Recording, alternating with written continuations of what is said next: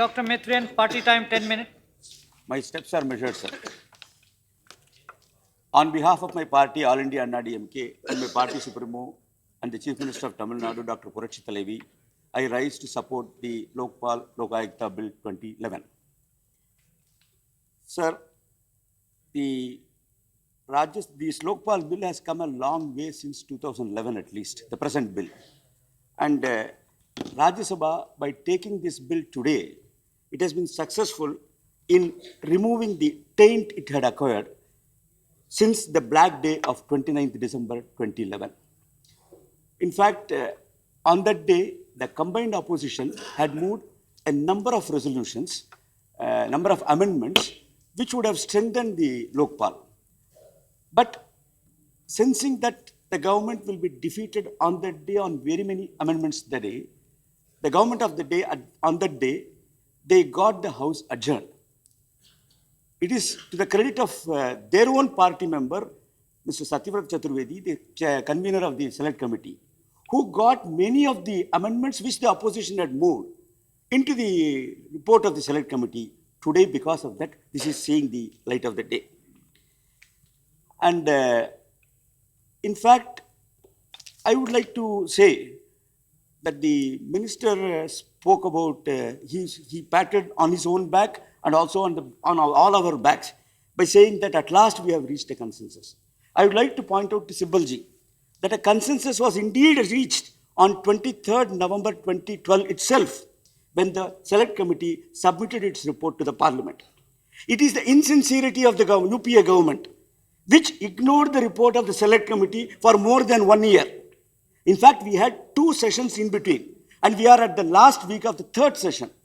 For this more than a year, the UPA government slept over this report.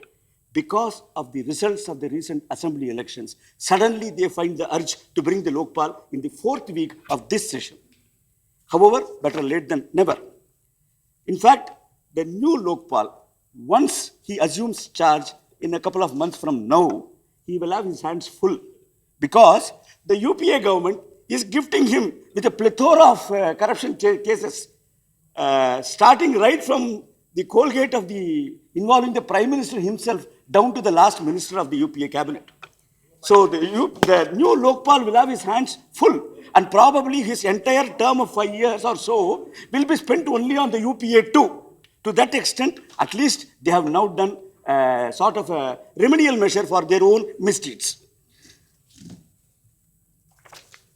I would like to mention a few points. In fact, in my dissent note in the Select Committee, I had mentioned certain factors. And we, on behalf of AIDMK, we stand firm in our views, even though today those views may or may not have been taken into account in the present bill. I would like to reiterate. In the dissent note I had mentioned, clause 14 of the bill deals with the jurisdiction of Lokpal. As per clause 14(1), the Prime Minister falls under the jurisdiction of Lokpal. My party is of the strong view that the Lokpal bill should exclude the Prime Minister, since Prime Minister is already covered under the Prevention of Corruption Act, and any misconduct by the Prime Minister can be investigated otherwise.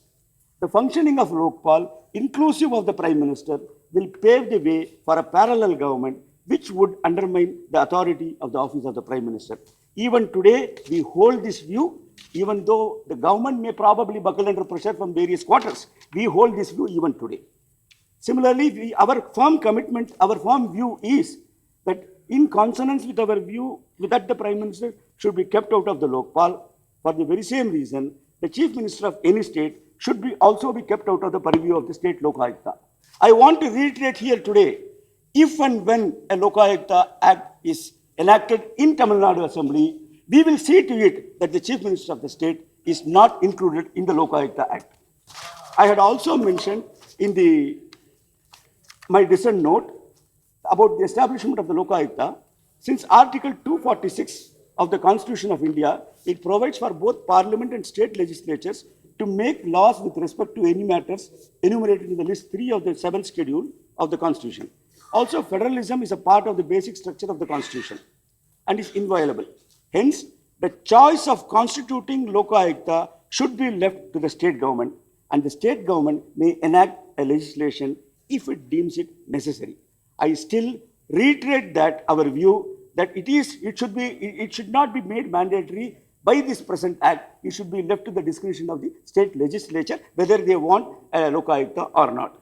And finally, before I conclude, I would like to urge the law minister, who has been overzealous in creating a consensus on this important bill, that he